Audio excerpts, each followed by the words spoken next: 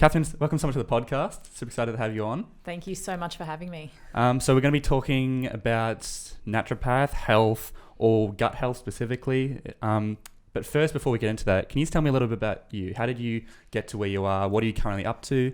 What did you do? Did you finish high school? So just your story. Okay. So I'm from Melbourne originally. Grew up in the western suburbs of Melbourne, and actually I've got a bit of a challenging story, I guess, because when I was 15 years old, I dropped out of high school and I ended up moving to North Queensland.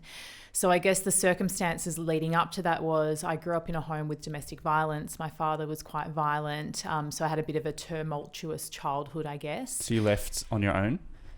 Yeah, I did. Oh, wow. At 15? Yeah. Okay, wow. Yeah. So what ended up happening was got into drug use, ended up addicted to heroin at the age of 15 and living on the streets of Melbourne. Oh, my God. I didn't know this. Yeah. So so that was kind of a bit of a crazy 6 months of my life, I guess, and a pretty hard one, to be honest.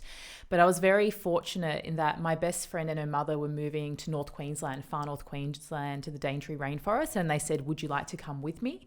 And luckily, after some arguments and conversations, my mother said yes. And it actually got me out of there. So obviously quit heroin, moved to North Queensland and sort of started my life up there. So I failed year 9 from lack of attendance when I was 15 years old, moved to North Queensland, started working in cafes up there and in hospitality for quite a while. Just to basically survive? Yeah, just to survive and as a job, and I guess, moving forward. So bars, cafes, I worked on a river train for a short period of time, which was interesting. And then I met a family up there. So because all of my family was in Melbourne, I met this family, and there was a woman called Jenny who was the mum of the family, and she became like a second mum to me. We were very close, and she had a disease called lupus. So lupus is an autoimmune disease, which is quite degenerative. And she just got sicker and sicker. And it was the first time I'd ever observed anybody who was really properly sick. And what I remember is that the sicker she got, she had this medication cabinet on the bench that I remembered. And as she got sicker, it grew and it grew and it grew, but she didn't get any better. And I was like, there's got to be a better way than this. As it so happens, I was in a bookstore. I stumbled across a book on herbal medicine and I read it and I was like, this stuff is amazing. How are more people not using this?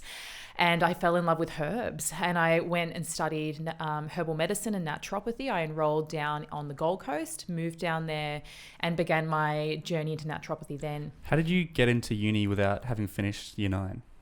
So private university, there wasn't even fee help actually when I started. Wow. So the first year and a half was pretty challenging, scraping by on tax returns and work and that kind of thing. But you didn't need that minimum to get into the college, I think, because it was private.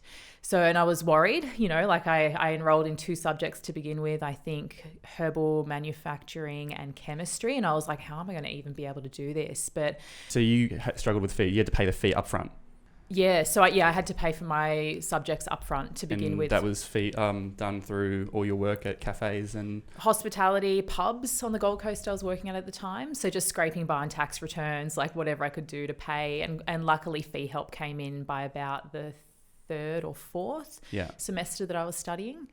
But it was always like a bit of fear around it. Like I didn't even finish high school. I didn't know if I'd be able to do it. And it was definitely challenging, but I think I was always quite academic when I was in school. So I was quite good at problem solving and, all of that stuff.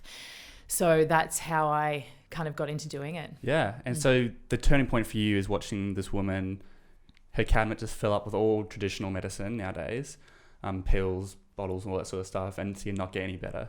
And so you discovered this new to you, herbs and everything, and that's how you got to where you are? Yeah, and I think a lot of people get into healing that way, where they have a family member or a personal healing crisis, and definitely for me, that's what lighted the spark.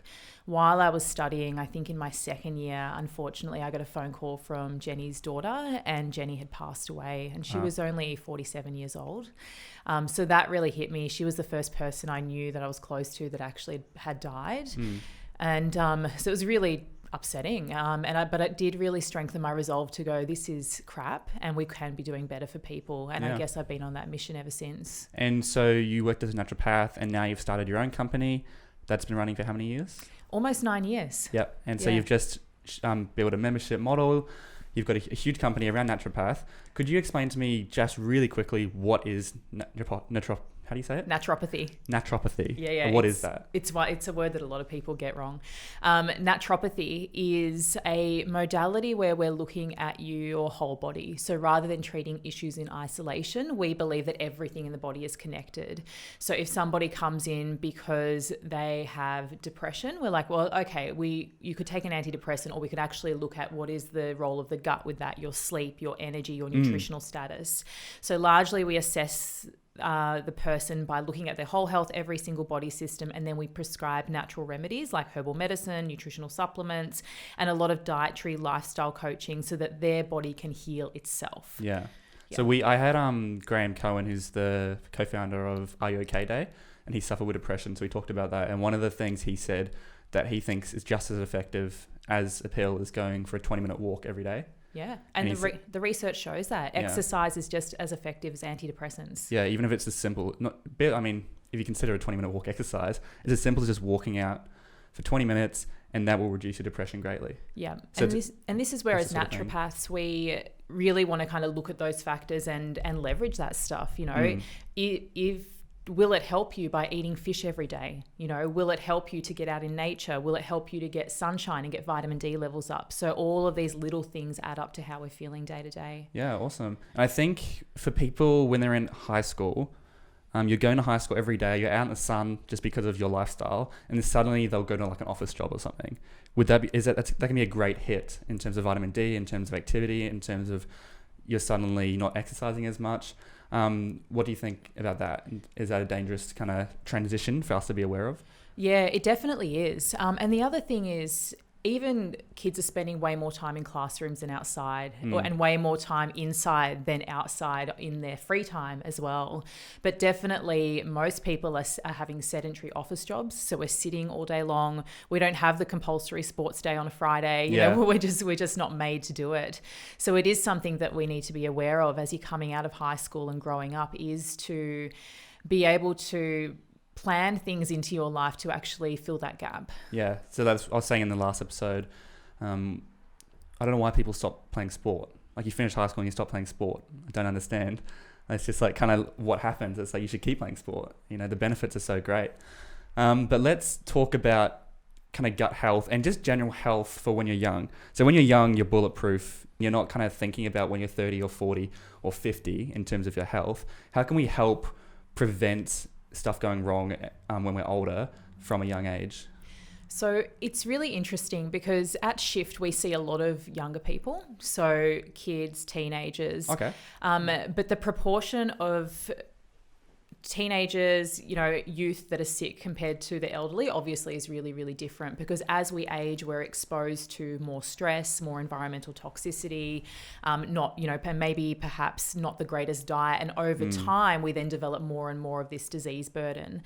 So what we want to look at is how do we prevent that rather than cure it? The difficult thing is that if we have a health problem, so let's say, for instance, you have really bad back pain, like it's screaming at you all day long, like pain, pain, pain, and you're going to look at it, you're going to want to actually fix it.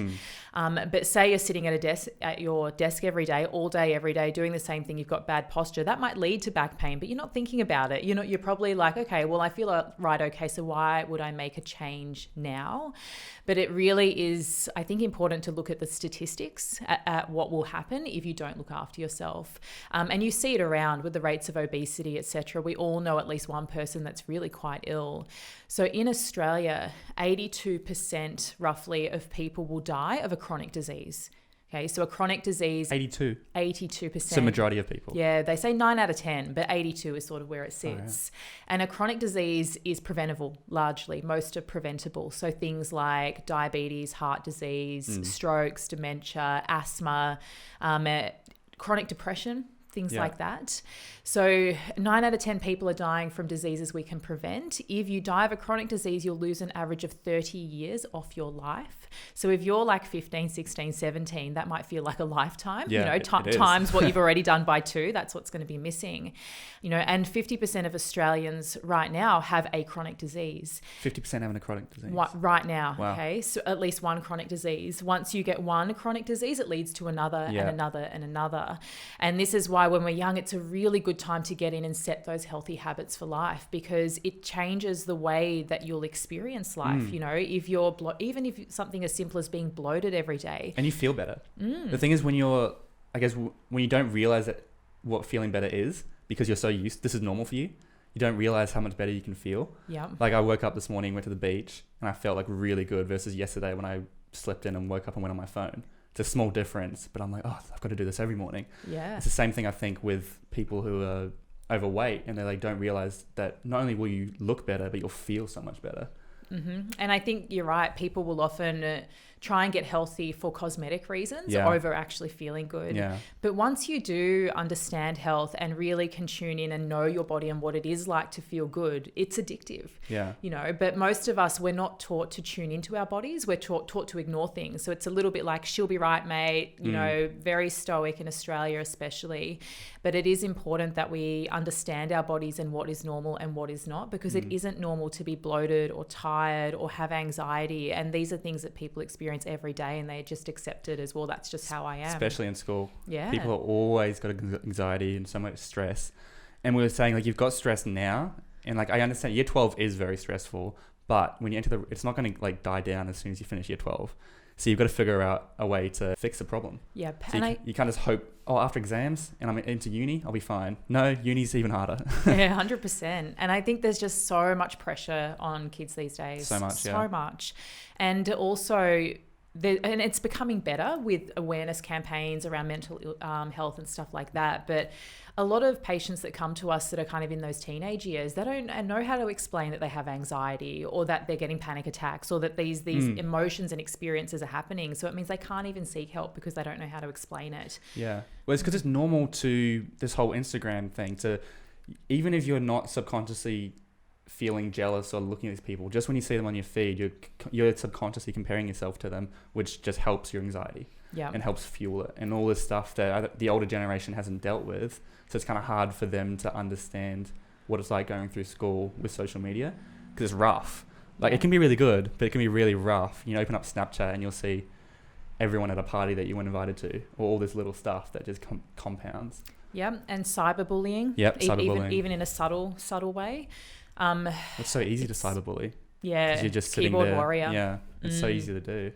Yeah, and hide behind your computer screen. And I do think that like we need to be aware of this, you know, for young people, is that just be aware that this is what, you know, Facebook and Instagram are trying to do. They are trying to get you addicted to it, and they do want you to use it as much as possible.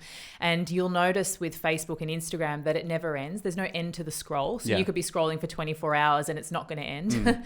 So we need to be really conscious of our social media usage and how it's making you feel day to day. And being aware too that with Facebook and with all the advertising, etc., and feeds that you get, that you can tell Facebook what you like and what you don't like. Yeah, so there's actually a way you can actually go into your settings, and if you're always wondering, like, how's Facebook targeting me on this?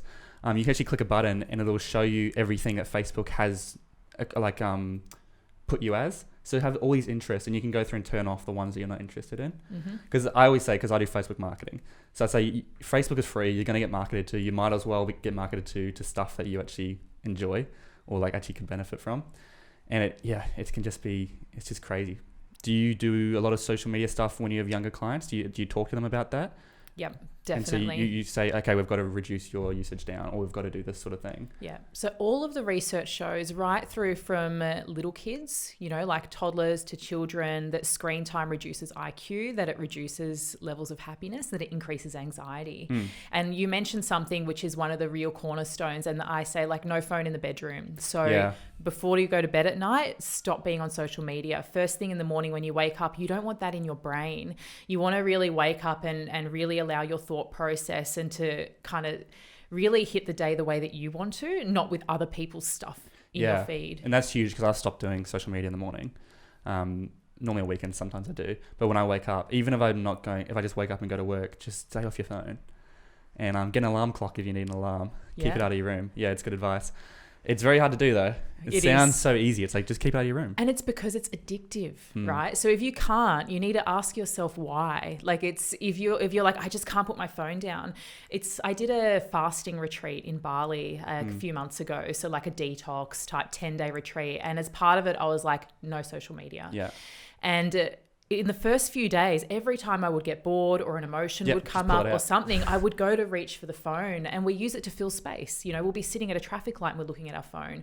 People are at restaurants looking at their phone. You don't even do anything. You're just scrolling through feed. It's like, it's just pointless. It's mindless, and it's just something we're not conscious of, and it's kind of crept in, I think, slowly. So we can kind of take our power back with that and go, well, I like social media. It's fun. It's part of my life, but I'm going to choose how, not like just this mindless picking it up whenever your mind is blank. So that's a good tip. So I guess if we were like what we're talking about, number one, get control of social media. Mm-hmm. What other stuff can we do at a young age to prevent chronic diseases and kind of live a healthy lifestyle? So diet is going to be one of the really big ones, thinking about what you eat. And diet's going to depend on what kind of family have you grown up in and what kind of foods have they fed you. Are you a fussy eater? Do you not eat vegetables? Have you always been like that? Well, I'm a big believer in like anywhere up to kind of 13, 14, if the kid is overweight, I think it's because of family and because of how they were raised. It's until once you hit 15 and stuff, you start to go, oh, okay, I can start going to the gym. I can start taking control. Yep. But before then, it's your lifestyle, and I don't think it's your fault. So I think you can start to fix that. Yeah, it is true. And it is childhood obesity. It's the parents that need to be educated ultimately. And it's once, you're right, around that 13, 14, 15 that you start getting your own education, your own choices, that you can then go, actually, this is what I want to eat and this is how it's going to be. But some of these beliefs that we get and these sort of behaviors around diet through family can be really deep-seated. And you see it in the fussiness, and it can take a little while. And there'll be kids, like we've had patients that will eat no vegetables. They'll be like, I'll have carrots and potatoes and that is it. Really? Wow. And it's not until they're kind of 17, 18 that they're like, oh, actually, maybe I need to look at this behavior. It's very limiting for your options. Really limiting, So we have that a lot where they'll come in and they're like, okay, well, I like these 5 vegetables, and we have to be a bit creative around it. And ultimately, plant food prevents disease. So fruit, vegetables, nuts, seeds, legumes, these foods have a thing called phytochemicals in them, and phytochemicals prevent disease. So a good example might be green tea has catechins in it, which prevents diabetes, it prevents heart disease, it's good for cognition. So they come in and they actually work by improving your own body function. And if you don't eat a wide variety of these plant foods, and whether you're eating meat or not, it means that you're going to be depleted and things just aren't going to function the way that they should. Yeah, right. So your business is Shift. So basically I guess you're kind of, I don't know what your tagline is, but it's kind of like, instead of coming in when you have the problem, come in and help us prevent you from ever getting the problem. So I guess that's what we're talking about right now. So by having vegetables, by having plant-based diet, not purely plant-based, we can help prevent those chronic disease for the future. That's right. And so the other part of it is like, what do you want to not eat? And this is where sugar comes in, definitely, like way too much sugar, way too much soft drink, and then binge drinking is a big one as well for youth. And it's a difficult one too, because there is that culture there of that's just what you do. Yeah. And I get it. I've been there, no judgment, but it is just being aware that if you're not eating any vegetables and you're binge drinking all the time, like it is going to take a toll on the body. And you're right. So we want to really shift that behavior. So our business is called Shift, and we help people shift their health and their life because health is the basis for everything. Yeah. So when you have a disease, you can make actions to shift it. But if you can shift some behavior now, it means that you might not even have to go down that pathway, which means then it's going to be less stress, less pain, and less money as well when you have to come and deal with those issues when you get older. Something interesting I'd love to know your thoughts on. Typically speaking, when you look at like successful people, they're always in shape and they're healthy. Why do you think that is? Do you think because when you're healthy, you're more likely to be successful? I think that people who, and I mean, we can define successful in a number of different ways, but let's say somebody who's, happy, family's good, relationships are good. Lots of money, good quality of life, not struggling. That was kind of what I would, see as success, is that in order to get there, you need a certain mindset. You can't get there with a negative mindset. You can't get there dragging your feet. Like you do have to have a certain something about you, I feel, to get there. And I feel like people who have that mindset, they are explorative, they're curious. And in that curiosity, part of it is really understanding your own body and really wanting to perform at the best. Yeah. And you can't perform in the best physically, mentally, and energy-wise if you don't have that foundation of health. And you'll see people who are, let's say, successful people that are on the unhealthy side, but it's like a ticking time bomb. Yeah. You can't be obese and smoking cigarettes Like and Kerry drinking Packer or 5 coffees a day without it eventually catching up with you. You know, Clive Palmer, his days are numbered when it comes to that. Yeah. There will be health consequences of treating your body that way. Yeah, and like Packer's a great example, because didn't he have a heart attack or something? Because he had the I Packer think Whacker. so. Yeah. He introduced the what are they called? Oh, like defib? Yeah, defibs. Yeah. He bought them. He spent like millions of dollars to have them in every ambulance. Yeah, right. Because when he got a heart attack, that's what saved him. There you go. Well, there's a nice negative turning into a positive story at least. But it is true though. Like when I associate success with like what you just said, I associate someone who's in shape. And so I think also it's building the habits in early. So if you're young, if you can go to the gym, if you can look after your body, you're building habits that are going to transfer over into business or into your job that will make you successful. So if you can have the discipline to wake up and go to the gym or eat healthy or resist eating too much sugar, I think that habit early on can transfer over into your professional life and just social life. Yep. And I want to flip it a little bit because it's very easy to say you just need to go to the gym every day and do that. And I think people need to set that intention and work towards it in the way that's best for them. But also, if you're hearing this and you're like, well, but I've tried and I just can't, and you just can't seem to get into the thing, you need to take a step back and look at why. And that why is normally around motivation. It can be around lack of self-love. It can be around emotional issues. So looking at, okay, well, why don't I want to nurture and care for myself? Like, what are the layers with that? And that's where it's looking at what's going on with mindset, emotions. Is there past trauma that you might need to look at? Do you need to look at seeing an emotional wellness expert? And that could be, you know, a psychologist or hypnotherapist or kinesiologist or someone to help you to work on that as well. And it could be stuff like, you know, they do some research. Okay, if I want to wake up early, like I need to have 7 hours of sleep or 8 hours of sleep at this age to be healthy, but they're still tired. Maybe the issue is you're on your phone an hour before you go to bed, and so when you go to sleep, your sleep is not as good as it could be. Yep. It's just stuff like that, kind of thinking of like a deeper level in terms of why they can't get to where they're trying to be. Yeah, that's right. And it is a bit of an art of self-examining. Like, and I've been doing it for 20 years probably, from when I started studying to now.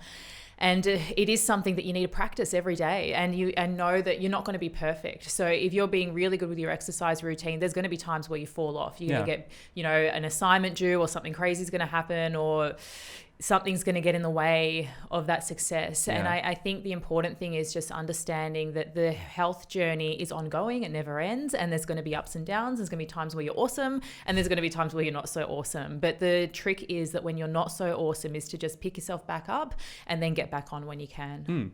And that's why people have like dedicated cheat days, because if you're going to be healthy for like all the time, you're going to crack. So if you give those cheat days, it can help. Yeah, you know, and prevent that. You know, I'm not a purist. I don't believe you have to be perfect 100% of the time. You know, I eat pizza sometimes. I drink wine sometimes. You don't have to be a purist to be healthy. And it's looking at what can I do in my everyday foundation. So the food that I eat every day, the way that I look after my body day to day, so that if it comes to the weekend and I'm doing some stuff outside of that, the impact's not going to be as much, and you can get back to that health as soon as you can. Yeah, so I think the message here is, by eating a healthier lifestyle, by being healthier, your mind's going to be clearer. You're going to feel better, which is going to lead to hopefully success. Yeah, I think. And so if we can start that young. If you can start avoiding canteen food, if you can avoid buying a Coke and a pie every day at the canteen, and instead just have water, all that sort of stuff, the habits early, it can be very beneficial for later in life, and avoid those chronic diseases. Huge. So that's a huge number for everyone to think about. 81%? 82% of you that are listening will die from a chronic disease unless you change your habits now. Wow. Yeah.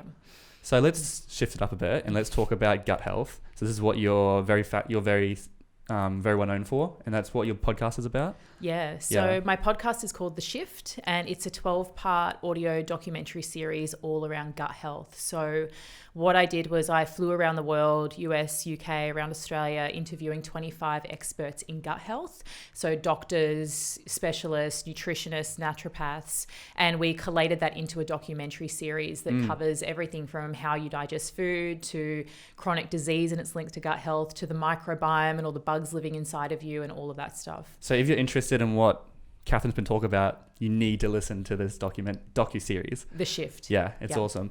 And so tell me a bit about gut health. What is gut health? Why is it important? Do we need to be looking after it at a young age? Gut health is huge. So as a naturopath, we believe that all disease begins in the gut. It's kind of one of our little key sayings that we have had. But the research now is really proving that. So gut health is super important on two main levels. The first one is that your digestive system is where you get your nutrients from, and nutrients prevent disease and help your body to work every day. So even if you're eating the most perfect diet in the world, if your gut health is poor, so if you're getting things like bloating or indigestion or irregular bowel movements, or just that you've been eating the wrong foods that don't benefit your gut health for a long time, which we can talk about, what that means is that you're not going to be absorbing those nutrients and you will have a higher risk of disease. So that's the one part. The other part of it is your microbiome. So the microbiome is a collection of 2 to 3 kilos of bacteria and yeast that you have living inside of your gut. Okay, yum. 2 to 3 kilos. And what's really interesting is that you have more bacterial cells in your body than human cells, like by 10 times. And that if I break down the DNA of your body, what happens is that we end up with 99% bacterial DNA and less than 1% human DNA. Wow. It is huge. So we're learning more and more about it every day. But what we do know about the microbiome is that it is one of the biggest factors, if not the biggest factor, of determining if you're going to catch or develop a chronic disease or not. So we know if you search any chronic disease, from heart disease to asthma to chronic sinusitis to endometriosis to infertility, like you name it, search that disease microbiome in PubMed or wherever you're going to get your research articles, and you will notice a study come up that shows that a damage of the microbiome is linked to higher rates. Yeah. So it's huge, right? And our microbiome has been damaged a lot over the years. Antibiotics damage the microbiome. Most people are aware of that. So that's a really big one. And most people have had at least 1 or 2 rounds of antibiotics throughout their life, some dozens, depending on the type of conditions and diseases they've had. I had my first one a few weeks ago, actually. Oh, first ever? Yeah. That's pretty astounding. Yeah, it was the first time I've been to hospital in my life. Wow. Well, not wonderful that you've been in hospital, but wonderful that it's the first time. Yeah, I've been pretty lucky. I don't get problems. So a lot of what to look out for is for young people, when you were a kid, did you have tonsillitis or grommets or ear infections or, chronic chest infections or urinary tract infections or any of this kind of recurrent immune stuff that would have caused you to have those kind of things? So asking your parents, how many antibiotics did I have? What illnesses did I have is really important. And outside of antibiotics, other drugs, so things like ibuprofen, will damage the microbiome. The oral contraceptive pill can damage the microbiome. Food that we eat. So diets that are high in sugar, diet that is high in processed carbohydrates. So anything white bread, white rice, crackers, biscuits, stuff like that. Yeah, just general unhealthy food. Generally unhealthy food, and a lack of fiber and good foods in the diet. So not enough fruit, veggies, nuts, seeds, all those things we were talking about before means that you can't actually feed the microbes in your gut which live on fiber. So you can see you're probably listening and going, I'm actually ticking a lot of those boxes, and this is why our microbiomes but that's are so normal damaged. for most people to tick those boxes. It is, it is normal, but we need to turn it around because what's happening is that with every generation, we're getting a more and more degraded microbiome. So your microbiome comes from your mother when you're born. So genetically, we're passing it down to our kids. Yeah. Wow. Okay. Yep. So the microbes that are living in your gut right now actually are the same microbes that were living in your mother's gut largely, and her grandmother and her, etc., which is really fascinating. So the challenging thing is a lot of us are born by cesarean section. So that's obviously going to affect the microbiome because the baby doesn't get that first inoculation as it comes through the vagina.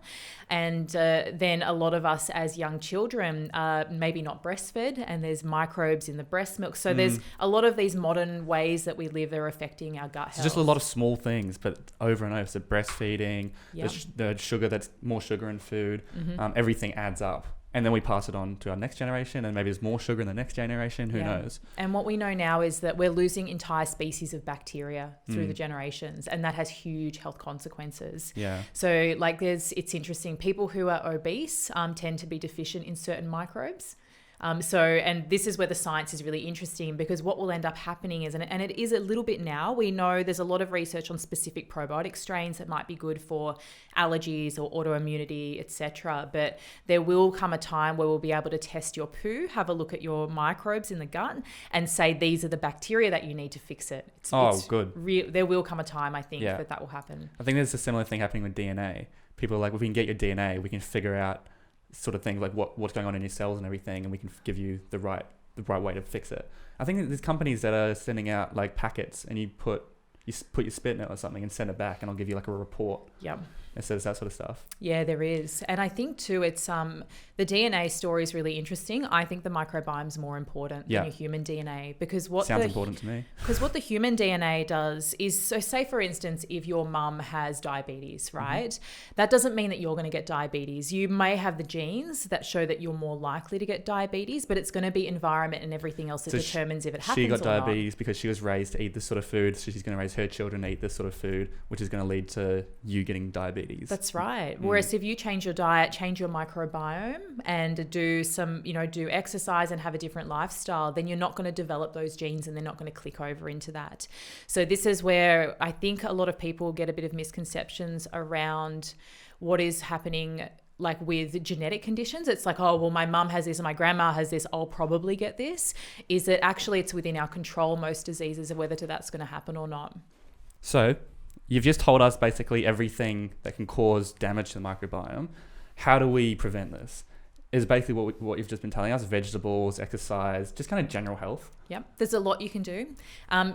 Like plant foods are the big one, because plant foods have fiber and microbes eat fiber, and they like lots of different types of fiber. So if you have a very restricted diet where you're not eating many fruit or veggies, or you just like your same meals every day, then the microbiome will suffer. So that's the first thing you need to do, is more fruit, more veggies, more different types, like just try and mix it up a little bit. Different, yeah. Yeah, so if you eat an apple and a banana every day, it might be good to branch out into berries or pineapple, or just, do some different things.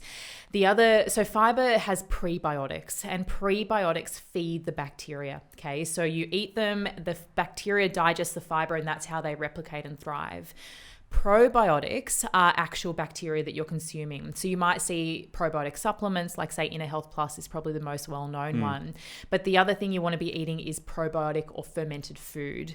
And this is like probably something that not a lot of kids eat, because it tends to be a bit more strong flavored. But yogurt is the most commonly consumed probiotic fermented food. But like proper yogurt? Proper yogurt, not sweet yogurt, not low-fat yogurt, like proper organic fermented yogurt, the sour variety.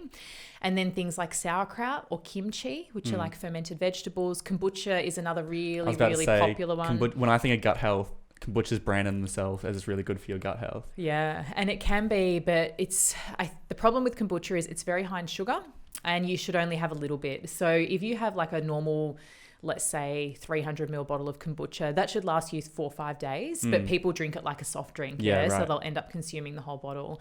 So it's expensive. It is, yeah, it is. So I think that's a problem I find, is people know they need to be eating healthy food like this sort of stuff, proper yogurt, but the bad yogurt is so much cheaper. Yeah. And so that's where I find an issue comes in for people who are probably listening, going, yeah, I know I need to be eating this, but I can't afford it. Yeah. And this is where you need to get a little bit savvy and start making your own. So for instance, organic sauerkraut, $15 a jar, like for a big jar. If you buy an organic cabbage for $4, you could literally make 4 jars of that in your home, and all you need is salt and a jar and cabbage. And Google. Yeah, and Google. Yeah. So it's very, very easy. I can actually give you a link for the show notes if you want to a recipe.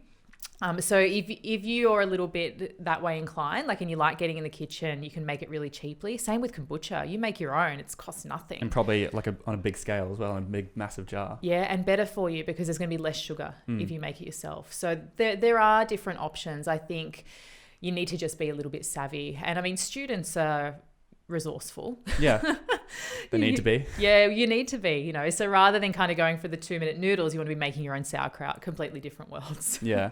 I think it's funny kombucha, you say that, because you'll go to like a Porto, or you go to, maybe not Porto, but like Schnitz, which is a place near, and they've got kombucha. And you always have that person who will drink kombucha, like kind of thinking that they're healthier. But if they're doing it every time they eat out and having a kombucha every time, you're saying that's not actually good for you.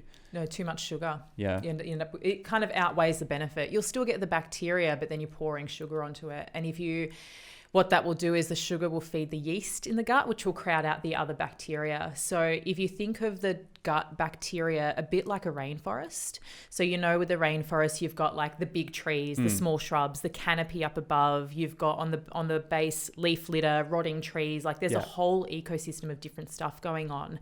The gut bacteria is the same. So if I go into a rainforest and I take out the canopy, what will happen is that the trees that are below will grow bigger, the floor and the leaf litter and the moistness around there's going to be wrong, and it's going to change the entire ecosystem and the animals that live there. And that's what will happen with our gut. So if we're consuming too much sugar, for example, we're feeding the candida and fungal organisms, which will then crowd out other stuff and change the diversity. That's a great metaphor. That made it really easy to understand. Yeah. Yeah, awesome. So kombucha is good in small amounts. Small amounts, yeah. So if you want to go out and grab one, like just have half a bottle. Yeah. And take the rest home, have it tomorrow. Okay. I don't know that. It's very people. It's kind of like the cliche vegans. People have a kombucha and they're like, oh yeah, I'm healthy. Yeah. But really, they don't realize there's lots of sugar. So are you saying there's more sugar in kombucha than soft drink? No, there's definitely not more than soft drink. So it's still better than soft drink. If you're going to have to make a choice, definitely kombucha is the way to go. But it is still relatively high in sugar if you're talking from a health perspective. Compared to like water and stuff. Yeah, definitely compared to water. Yeah. Yeah. Awesome. Before we wrap up, I like to ask all my guests one final question. And that is, if you had one piece of advice for the younger generation, it can be anything you want, it doesn't have to be health related, what would it be? My advice is to really look within and to really begin to get to know yourself. I feel like as we grow up, it's all about everything else. It's about learning, doing, and finding your place. But we really need to get to know ourselves at a younger age. Most people don't get to really understand themselves until they're kind of in their late 20s, 30s. Yeah. But I think you have a really good opportunity just to start observing yourself. Like, what is your thought process? How is your body functioning? And maybe even going to see somebody that can actually help you to understand this stuff. And there's so much information online that you can dive into this thing, but knowing and understanding your body is one of the most precious gifts that you can give yourself. Yeah, awesome. And so you'd suggest starting by just researching online? Yeah, follow me and other health people, see what's going on, join some Facebook groups. Read up on stuff, but there's lots of free information, definitely. And where can they find you? So Instagram, Katherine Maslen, Katherine Maslen. Obviously listen to the Shift podcast. Definitely. If you just search the Shift in any podcast platform, you'll find that there, or you can go to katherinemaslen.com. And all your links are in your bio for your Instagram anyway. So that's probably the best place to go. That's right. Yeah. Awesome. Katherine, thanks so much for coming on. Thank you. It's been great. Awesome.